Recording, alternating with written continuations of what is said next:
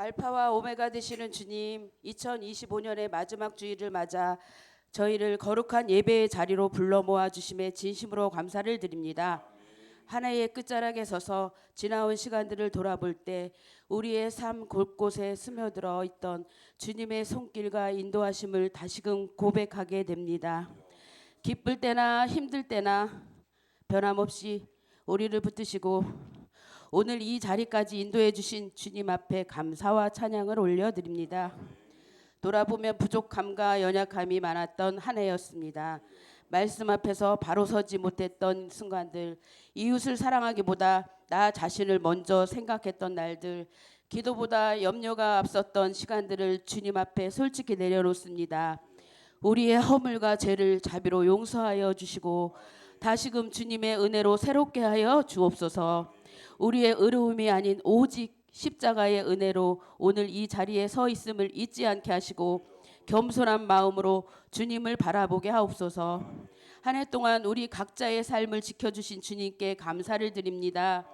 가정마다 주신 보호하심과 일터와 학업 가운데 베풀어 주신 은혜, 크고 작은 위기 속에서도 길을 열어주셨던 주님의 신실하심을 기억합니다. 때로는 우리가 깨닫지 못한 순간에도 가장 선한 길로 인도하신 주님을 찬양합니다. 감사할 조건과 환경을 넘어 주님을 신뢰하는 신앙으로 살아가게 하옵소서. 이 시간 임마누엘 교회를 위해 기도합니다. 한 해 동안 말씀과 기도로 세워진 공동체가 되게 하시고 서로 사랑하며 섬기는 교회로 인도해 주심에 감사를 드립니다. 새해를 향해 나아갈 때도 우리의 계획과 목표보다 주님의 뜻을 먼저 구하게 하시고 교회를 통해 이 땅에 주님의 사랑과 진리가 드러나게 하여 주시옵소서. 맡겨진 사명을 충성되이 감당하게 하시고 세상의 빛과 소금의 역할을 온전히 감당하는 공동체가 되게 하여 주시옵소서. 이 나라와 이 민족을 위해 기도합니다. 혼란과 갈등 속에서도 주님의 공의와 평강이 이 땅 가운데 임하게 하시고 대통령과 이정자들에게 지혜와 겸손함을 더하여 주셔서 국민을 진정으로 섬기는 결정을 하게 하여 주시옵소서. 연약한 이웃과 소외된 자들을 기억하게 하시고 고통받는 이들의 눈물을 닦아주는 도구로 저희를 사용하여 주시옵소서.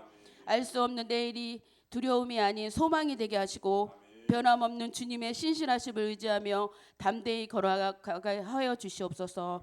우리의 삶이 예배가 되게 하시고 말과 행동을 통해 주님의 영광을 드러내는 한 사람이 되게 하여 주시옵소서. 이 시간 단위에 세우신 담임 목사님 영육간의 성령의 권능으로 붙들어 주시옵시고 영육간의 강건함으로 채워 주시옵소서. 선포되는 말씀이 저희의 마음을 깨끗하게 하사 주님의 영광을 보게 하시고 찬양하게 하여 주시옵소서. 올 한 해도 함께 하셨듯이 새로운 한 해에도 늘 동행하여 주셔서 음성지방 감리사로서 사명을 잘 감당할 수 있도록 피곤치 않게 하시고 계획한 모든 목회 일정 위에도 축복 내려 주시옵소서. 정은선 사모님을 위해 기도합니다. 항암 치료를 또한 잘 견디게 하심을 감사드립니다. 끝까지 암과 싸워 이겨낼 수 있는 담대함을 주시옵시고 두려움과 걱정이 사라지게 하여 주시옵소서. 치유의 손길로 함께하여 주시옵시고 치료하는 모든 가정 하나님이 함께하심을 믿고 나아갈 수 있는 우리 사모님이 되게 하여 주시옵소서. 그리하여서 목사님을 잘 보필할 수 있도록 붙들어 주시옵소서. 이 시간 예배를 돕는 손길 위에도 함께하여 주시옵시고 저들의 수고 위에 한없는 축복으로 은혜 베풀어 주시옵소서. 이 모든 말씀을 우리를 구원하신 예수 그리스도의 이름으로 감사하며 기도드리옵나이다. 아멘.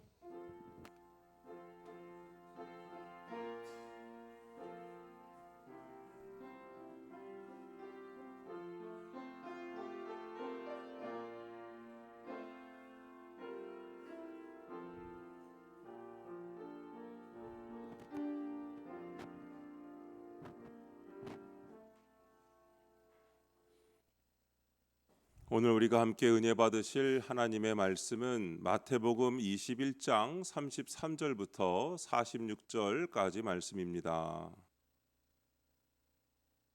우리 하나님의 말씀을 다 일어나셔서 한 목소리로 다 함께 읽겠습니다. 다른 한 비유를 들으라. 한 집 주인이 포도원을 만들어 산 울타리로 두르고 거기에 집자는 틀을 만들고 망대를 짓고 농부들에게 새로 주고 타국에 갔더니 열매 거둘 때가 가까움에 그 열매를 받으려고 자기 종들을 농부들에게 보내니 농부들이 종들을 잡아 하나는 심히 때리고 하나는 죽이고 하나는 돌로 쳤거늘 다시 다른 종들을 처음보다 많이 보내니 그들에게도 그렇게 하였는지라. 후에 자기 아들을 보내며 이르되 그들이 내 아들은 존대하리라 하였더니 농부들이 그 아들을 보고 서로 말하되 이는 상속자니 자 죽이고 그의 유산을 차지하자 하고 이에 잡아 포도원 밖에 내쫓아 죽였느니라. 그러면 포도원 주인이 올 때에 그 농부들을 어떻게 하겠느냐? 그들이 말하되 그 악한 자들을 진멸하고 포도원은 제때에 열매를 바칠 만한 다른 농부들에게 새로 줄지니라. 예수께서 이르시되 너희가 성경에 건축자들이 버린 돌이 모퉁이의 머릿돌이 되었나니 이것은 주로 말미암아 된 것이요 우리 눈에 기이하도다 함을 읽어본 일이 없느냐. 그러므로 내가 너희에게 이르노니 하나님의 나라를 너희는 빼앗기고 그 나라의 열매 맺는 백성이 받으리라. 이 돌 위에 떨어지는 자는 깨지겠고 이 돌 위에 사람이 떨어지면 그를 가루로 만들어 흩으리라 하시니 대제사장들과 바리새인들이 예수의 비유를 듣고 자기들을 가리켜 말씀하심인 줄 알고 잡고자 하나 무리를 무서워하니 이는 그들이 예수를 선지자로 알미었더라. 아멘. 앉으시면서 잘 오셨습니다. 반갑습니다. 축복합니다.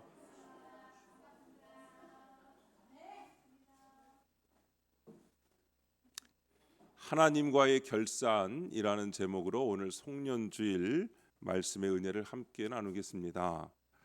사랑하는 성도 여러분, 우리가 대림절과 성탄절을 지나 이제 성탄 후 첫 주일 그리고 송년주일을 맞이하였습니다.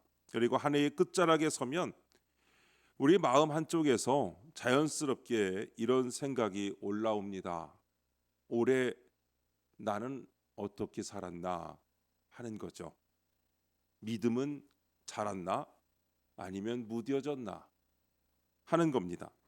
오늘 우리가 드리는 예배는 단지 달력이 넘어가기 전 마지막 예배가 아니라 하나님 앞에서 우리의 삶과 믿음을 결산하는 예배가 되어야 합니다. 그런데 여기서 말하는 결산은 잘했나 못했나만 따지는 평가가 아닙니다. 결산은 새로운 시간을 향해 달려가기 위해 방향을 다시 맞추는 일입니다. 기업이 성과를 결산하듯 우리는 내 인생이 누구 앞에서 누구를 위해 움직였는가를 점검해야 됩니다. 왜냐하면 우리의 인생은 나 혼자만의 인생이 아니기 때문입니다. 가족과 함께, 교회와 함께, 이웃과 함께 살아낸 한 해였습니다. 그리고 그 모든 관계와 순간은 결국 하나님 앞에서의 삶이었습니다. 언젠가 주님 앞에서는 궁극적인 결산이 오겠지만 하나님은 우리에게 중간 결산의 기회도 주십니다. 중간 결산이 은혜인 이유는 아주 단순합니다. 고칠 수 있다는 거죠. 아직 고칠 기회가 남아있다는 겁니다. 배는 목적지에 닿고 나서 방향을 고치는 게 아닙니다. 닿고 나서 고치면 무슨 소용이 있겠어요? 아마 방향을 고치지 않으면 닿을 수도 없을 겁니다. 항해하는 동안 계속 나침반을 보면서 좌표를 확인하고 조금씩 항로를 수정해야 합니다. 도착하고 나면 이미 늦습니다. 여러분, 신앙도 그렇습니다. 마지막 날에 후회하는 것이 아니라 오늘 말씀 앞에서 방향을 바로 잡을 수 있을 때 바로 잡아야 하는 것입니다. 그러면 주님은 어떤 방식으로 우리에게 결산을 요구하십니까? 오늘 예수님은 그 답을 포도원 비유로 말씀해 주십니다. 첫 번째로 중간 결산입니다. 주인은 열매를 받으러 종을 보냅니다. 어떤 주인이 포도원을 만들었습니다. 울타리를 두르고 망대를 세우고 열매가 잘 맺히도록 필요한 모든 것을 갖추었습니다. 주인은 포도원을 직접 경작하지 않고 농부들에게 새로 주고 타국으로 갔습니다. 이 말은 무엇입니까? 여기에서 새를 얻은 농부들은 주인이 아니라는 뜻이죠. 관리자이고 청직이라는 의미입니다. 여러분, 그런데 우리 인생도 그렇습니다. 내 시간, 내 건강, 내 재능, 내 가정, 내 직장, 내 관계, 내 물질. 우리는 종종 이것들을 내 것이라고 말하지만 성경은 계속해서 우리에게 묻습니다. 그 시간 누가 너에게 맡겼느냐? 그 자리 누가 너를 세웠느냐? 그 기회 누가 열어주었느냐? 하는 것이죠. 하나님은 어떤 분이십니까? 열매가 맺히도록 울타리를 세우시고 망대를 세우신 분이십니다. 즉 우리가 열매 맺도록 필요한 은혜를 먼저 갖춰주시는 분이신 줄로 믿습니다. 그런데 우리가 내가 다 읽었다, 내 실력이다, 내 운이다라고만 말한다면 그 순간부터 신앙은 흔들리기 시작합니다. 왜냐하면 주인의 자리에 내가 앉아있기 때문입니다. 오늘 중간 결산의 첫 질문은 이것입니다. 주님, 내게 맡기신 포도원은 무엇입니까? 그리고 더 솔직한 질문은 이것입니다. 주님, 나는 그 포도원을 내 것처럼 여기며 살았습니까? 주님 것으로 여기며 살았습니까? 여러분, 이 질문을 여러분 스스로에게 해보시기 바랍니다. 중간 결산은 심판하러 오는 방문이 아니라 돌이키게 하는 요청입니다. 포도가 익을 때가 되자 주인은 소출을 받기 위해 종들을 보냅니다. 이 장면이 은혜인 이유가 있습니다. 주인이 마음 먹으면 그냥 어떻게 했어도 됩니다. 타국에서 돌아와서 바로 정리해 버릴 수도 있었습니다. 그런데 주인은 먼저 종을 보냅니다. 여러분, 이게 하나님의 방식입니다. 하나님은 우리에게도 종을 보내셨습니다. 말씀을 보내시고 설교를 보내시고 양심의 찔림도 보내시고 어떤 사건을 통해서 정신이 번쩍 들게도 하시고 때로는 사랑하는 사람의 한마디 말로 우리를 멈춰 세우시기도 합니다. 여러분, 그것이 중간 결산인 것을 알아야 합니다. 이제 열매를 내어놓아라. 너의 삶이 누구 것인가를 기억해라. 지금이라도 돌아와라 하시는 말씀입니다. 그런데 비유 속에 있는 농부들은 어떻게 반응합니까? 종들을 붙잡아 가지고 때리고 죽이고 돌로 쳤다고 말씀하고 있습니다. 왜 그렇게까지 했을까요? 한 가지 이유입니다. 열매를 내놓기 싫어서죠. 다르게 말하면 주인이 생각나면 불편한 겁니다. 주인의 권리를 인정하는 순간 내 마음대로 살 수 없기 때문이죠. 여기서 우리는 농부들을 손가락질하기 전에 우리 자신을 돌아봐야 합니다. 하나님이 종을 보내실 때 우리는 어떻게 반응했습니까? 말씀이 마음을 찌를 때 아멘으로 받았습니까? 아니면 나중에로 미뤘습니까? 여러분, 회개하라는 신호가 왔을 때 돌이켰습니까? 아니면 스스로를 합리화했습니까? 주님의 부르심이 들릴 때 순종했습니까? 아니면 바쁘다는 핑계로 밀어냈습니까? 사랑하는 성도 여러분, 다시 말씀드리지만 중간 결산의 핵심은 두려워하라는 것이 아니라 기회가 아직 있다는 뜻입니다. 주인이 한 번 더 종을 보내는 것 자체가 은혜인 줄로 믿습니다. 하나님은 우리가 망하기를 원하시는 분이 아니라 열매 맺고 살기를 원하시는 분이십니다. 그러니 중간 결산의 날에 우리가 해야 할 일은 분명합니다. 숨지 말아야 되죠. 변명하지 말아야 합니다. 주님 앞에 정직하게 서야 합니다. 그리고 이렇게 고백해야 됩니다. 주님, 포도원은 제 것이 아니었습니다. 제 삶의 주인은 제가 아니었습니다. 주님이 주인이십니다. 오늘 다시 주님께 돌려드립니다. 라는 고백이 오늘 중간 결산을 맞이한 우리들의 고백이 되어야 할 줄로 믿습니다. 오늘은 올해의 마지막 주일이지만 내 인생의 중간 지점이라고 할 수 있습니다. 매번 맞이하는 연말이지만 오늘을 특별히 하나님께서 우리에게 중간 결산의 날로 주셨다는 것을 여러분 믿으시기 바랍니다. 어쨌든 분명한 것은 하나입니다. 하나님이 지금 우리에게 중간 결산의 문을 열어주신 것이죠. 이 문이 은혜의 문이 되게 해야 합니다. 오늘 이 예배가 자책의 예배가 아니라 회개와 재정렬의 예배가 되시기를 축원합니다. 두 번째로 마지막 결산이 있습니다. 중간 결산을 거부하면 마지막 선택이 찾아옵니다. 중간 결산이 무엇입니까? 주인이 종을 보내서 열매를 내어놓으라고 요구한 것입니다.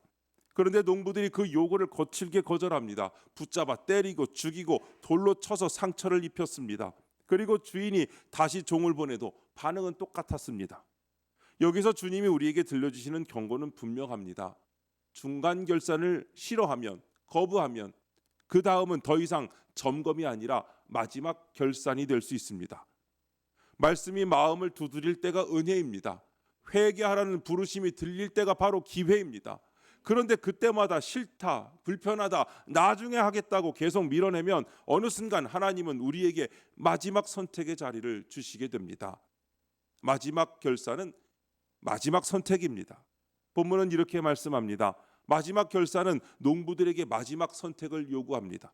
그리고 그 선택이 잘못되면 그 다음에는 기회가 없다고 말씀합니다. 이게 왜 무섭습니까?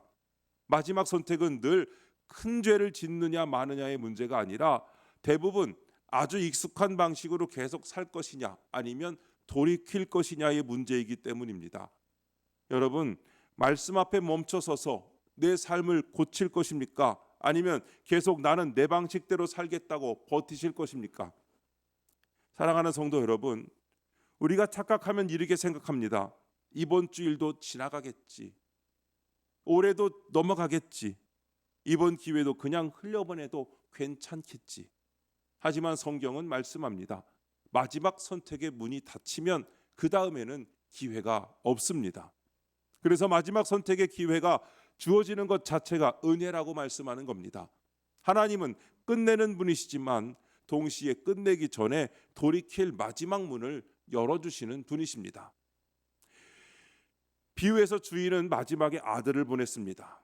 아들은 상속자이니 농부들이 아들의 존재를 인정하고 결산에 응할 것이라고 기대합니다. 여기서 우리는 하나님의 마음을 읽어야 합니다. 주인은 법으로 끝내기 전에 관계로 돌이키기를 먼저 시도합니다. 좋은 요구를 전하지만 아들은 주인의 마음을 전합니다. 하나님도 마찬가지입니다. 우리를 무너뜨리고 싶어서가 아니라 돌아오게 하시려고 마지막에 더 큰 사랑을 보여주십니다. 그런데 문제는 무엇입니까? 말씀해 보니까 농부들이 주인의 기대를 무참히 깨뜨렸다는 사실입니다. 농부들은 아들을 보자마자 계산기를 따다다닥 두드렸습니다. 아하, 상속자가 죽으면 포도원이 우리 것이 될 것이다. 착각은 자유지만 전혀 가능하지 않은 착각이었죠. 결국 그 착각이 어디까지 갔습니까? 아들을 포도원 밖으로 내쫓고 죽입니다. 이것이 죄의 무서움입니다. 처음에는 작은 마음에서 시작합니다. 이건 내 거야. 내가 벌었어. 내가 지켰어. 그런데 그 마음이 굳어지면 어느 순간 우리는 하나님이 보내시는 말씀도 권면도 때로는 주님의 은혜의 손길도 밀쳐내기 시작합니다. 왜냐하면 하나님이 가까이 오실수록 내 마음속 왕좌에서 내가 내려와야 되기 때문이죠. 성도 여러분, 우리가 예수님을 믿는다는 것은 단지 교회에 나온다는 말이 아닙니다. 주인의 아들을 인정하는 것이죠. 내 인생의 포도원이 내 것이 아니라는 사실을 인정하는 것입니다. 주인이 누구인지 인정하는 것입니다. 예수님은 사람들에게 묻습니다. 포도원 주인이 어떻게 하겠느냐? 본문은 이렇게 말씀합니다. 주인은 더 큰 희생을 치르더라도 농부들을 포도원에서 몰아낼 것이고 농부들은 결국 포도원에서 쫓겨날 수밖에 없다고 말합니다. 그리고 결론은 단호합니다. 마지막 결산에는 모두를 잃는다는 것입니다. 여러분, 집을 임대한 사람이 있습니다. 주인은 정당하게 계약을 맺고 집이 잘 유지되도록 필요한 조치도 하죠. 그런데 세입자가 어느 순간부터 이 집은 이제 내 집이라고 굴면서 월세도 안 내고 주인이 연락을 해도 안 받고 그렇게 합니다. 처음에는 주인이 연락도 하고 문자를 보내고 이렇게 하면 안 된다고 경고하죠. 그게 중간 결산입니다. 그런데도 끝까지 거절하면 어떻게 됩니까? 마지막에는 법적 절차가 진행되고 결국 그 집에서 나가야 되는 것이죠. 그때 세입자가 너무하네 뭐 이렇게 말한다면 여러분, 그게 말이 되겠습니까?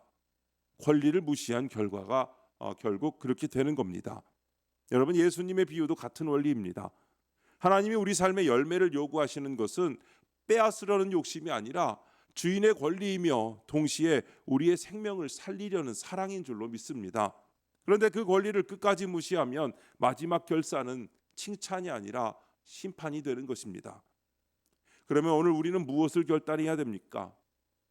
말씀 앞에서 변명하지 말아야 합니다.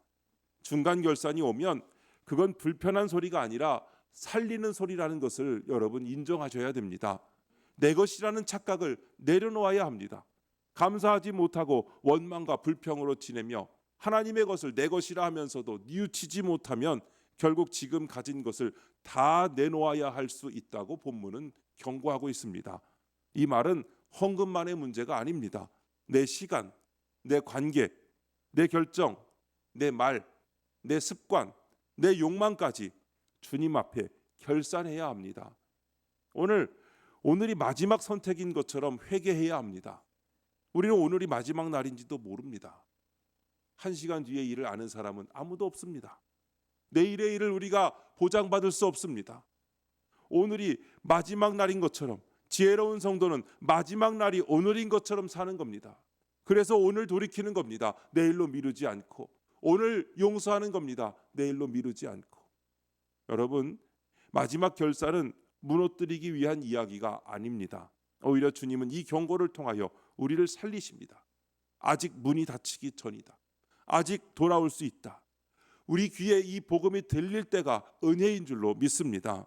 그리고 이제 예수님은 한 걸음 더 나아가서 결산의 핵심을 우리에게 보여주십니다. 결국 하나님이 원하시는 결산은 무엇입니까? 바로 믿음의 결산, 곧 아들을 어떻게 대하느냐는 결산입니다. 하나님이 우리에게 요구하시는 결산은 단지 올해 열심히 살았냐 하는 성과표만이 아닙니다. 하나님이 원하시는 믿음의 결산은 곧 예수님을 믿는 것입니다. 왜 그렇습니까? 비유 속에서 농부들이 거절한 것은 열매 요구만이 아니라 주인의 아들, 곧 주인의 권리와 마음 그 자체였습니다. 그래서 예수님은 비유 말미에 당신이 바로 그 아들임을 드러내시며 우리에게 가장 결정적인 질문을 던지십니다. 너희는 나를 어떻게 하겠느냐 하는 것입니다. 예수님 말씀하십니다. 건축자들이 버린 돌이 모퉁이의 머릿돌이 되었다고 했습니다. 이 말씀은 한마디로 사람이 쓸모없다고 버린 것을 하나님은 가장 중요하다고 세우셨다는 뜻입니다. 여러분, 건축에서 머릿돌, 즉 모퉁이돌은 장식이 아닙니다. 그 돌을 기준으로 벽에 각이 맞춰지고 건물의 방향이 정해지고 전체가 안정됩니다. 그런데 머릿돌이 흔들리면 그 위로 아무리 예쁜 벽돌을 잘 쌓았어도 결국은 금이 가게 되어 있습니다. 그런데 사람들은 예수님을 어떻게 했습니까? 저분은 우리 방식과 맞지 않다고, 불편하다고, 거슬린다고 그래서 버렸습니다. 배척했습니다. 하지만 하나님은 그 예수님을 통하여 생명의 구주로 우리에게 오셨고 우리 눈에는 이해하기 어려운 방식으로 구원의 길을 열어주셨습니다. 스스로에게 적용 질문을 해보시기 바랍니다. 나는 예수님을 내 인생의 장식으로 두었습니까? 아니면 예수님을 내 삶의 머릿돌로 모셨습니까? 교회 안에서 착각하기 쉬운 것이 있습니다. 신앙이 좋다는 것을 열심으로만 증명하려고 하는 것입니다. 여러분, 물론 열심은 중요합니다. 그러나 하나님, 예수님이 머릿돌이 아니면 우리의 열심은 방향을 잃어버립니다. 아무리 많이 움직여도 기준이 틀어지면 결국 멀리 갈수록 더 삐뚤어지는 것이죠. 방향이 맞아야 됩니다. 결국 믿음의 결산은 이렇게 정리됩니다. 예수님을 믿는 사람들에게는 은혜의 결산이 임하여 하나님 나라의 백성이 되게 하시고 유업을 주시는 것입니다. 반대로 중간 결산을 거부하고 예수님을 거부하는 사람에게는 하나님 나라가 없다고 성경은 경고하고 있습니다. 성경에서 대제사장들과 바리새인들은 예수님의 비유를 듣고 무슨 말인지를 몰랐던 사람들이 아닙니다. 그 사람들이 당시에 제일 똑똑했던 사람들입니다. 오히려 그 말씀이 자기들을 겨냥하고 있다는 것을 또렷하게 알아차렸습니다. 그런데 문제는 그 깨달음이 그들에게 은혜가 되지 못했다는 데 있습니다. 그들은 그 말씀을 회개로 이끄는 하나님의 초청으로 받지 않고 자기 권위와 체면을 위협하는 공격으로 받아들였습니다. 그래서 말씀 앞에 무릎을 꿇기보다 마음의 문을 닫아버렸고 돌이키기보다 방어하면서 계산했습니다. 사람들의 시선이 두려워 결단을 미뤘고 진리를 따라 순종하기보다 유불리를 따져 움직이려 했습니다. 결국 그들은 알아듣고도 따르지 않았고 또 깨달았어도 돌이키지 못했습니다. 사랑하는 성도 여러분, 이 대목이 우리를 찌릅니다. 여러분, 우리도 순종하지 못하고 계산할 때가 많지 않습니까? 말씀 앞에서 회개해야 되는데 체면 때문에 버티잖아요. 하나님께 내려놔야 되는데 손해볼까 봐 붙들잖아요. 순종해야 되는데 사람들의 평가가 더 커서 망설이잖아요. 그러나 믿음의 결사는 예수님을 믿고 그분을 따르는 것입니다. 사람 눈치 보며 적당히 종교 생활하는 것이 아니라 예수님이 내 삶의 주인이심을 인정하고 방향을 그분께로 맞추는 것입니다. 또 하나 중요한 사실이 있습니다. 예수님을 믿는 사람은 믿음의 열매를 맺는데 그 열매는 내 힘으로 억지로 만들어내는 결과물이 아니라 예수님이 열매를 맺도록 힘과 지혜를 주시는 은혜입니다. 그러니까 여러분, 오늘 우리가 하는 결사는 두 가지로 가야 합니다. 첫 번째는 기준을 다시 세워야 합니다. 주님, 제 삶의 기준이 자꾸 흔들립니다. 예수님이 내 인생의 머릿돌이 되게 해 주시옵소서. 이걸 먼저 붙들어야 합니다. 기준이 안 서면 열심히 해도 계속 방향이 틀어지고 엉뚱한 방향으로 시간이 흐를수록 가버리는 것입니다. 두 번째로 열매를 주님께 드려야 합니다. 주님, 이 한 해 동안 주님이 주신 은혜가 이렇게 열매로 맺혔습니다. 작은 것이라도 감사로 올려드립니다. 여러분, 완벽한 열매를 원하시는 것이 아닙니다. 중요한 건 숨지 말고 감사로 들고 나오는 것입니다. 주님은 우리를 정죄하려고 결산을 요구하시는 분이 아니십니다. 우리를 더 살리고 세우려고 결산의 기회를 주시는 분이십니다. 사랑하는 성도 여러분, 믿음의 결산은 결국 예수 그리스도 앞에서 결정됩니다. 사람은 버린 돌을 하나님은 머릿돌로 세우셨고 그 머릿돌 위에 우리의 삶이 바로 서야 흔들리지 않습니다. 사랑하는 성도 여러분, 마지막으로 여쭤보겠습니다. 예수님이 내 삶의 머릿돌입니까? 아니면 필요할 때만 찾는 돌입니까? 내가 주인입니까? 하나님이 주인입니까? 오늘 이 결산, 이 질문 앞에서 우리는 답해야 합니다. 그리고 여기서부터 시작해야 됩니다. 예수님을 기준으로 세우시기 바랍니다. 청지기인 것을 깨달으시기 바랍니다. 말이 아니라 열매로 증명하시기 바랍니다. 사랑하는 성도 여러분, 결산은 끝이 아니라 새로운 시작입니다. 이제 각자의 자리로 돌아가 주인의 뜻대로 살며 하나님께 열매로 응답하는 한 해를 시작할 준비가 되시기를 주님의 이름으로 축원드립니다. 기도하겠습니다. 거룩하신 하나님 아버지, 오늘 우리를 말씀 앞에 세우시고 주님 앞에서 우리의 삶을 돌아보게 하시니 감사드립니다.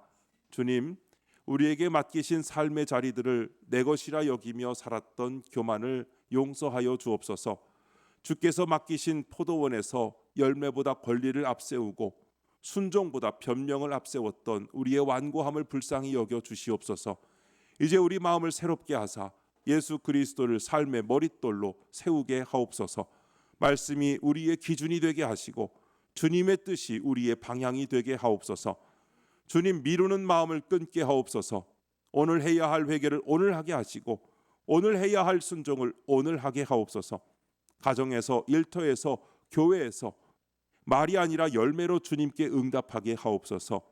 한 해의 문턱에서 다시 주님께 돌아섭니다. 우리의 시작과 걸음과 마침을 주님께 맡기오니 성령으로 붙들어 주시고 인도하여 주시옵소서. 예수 그리스도의 이름으로 기도드립니다. 아멘.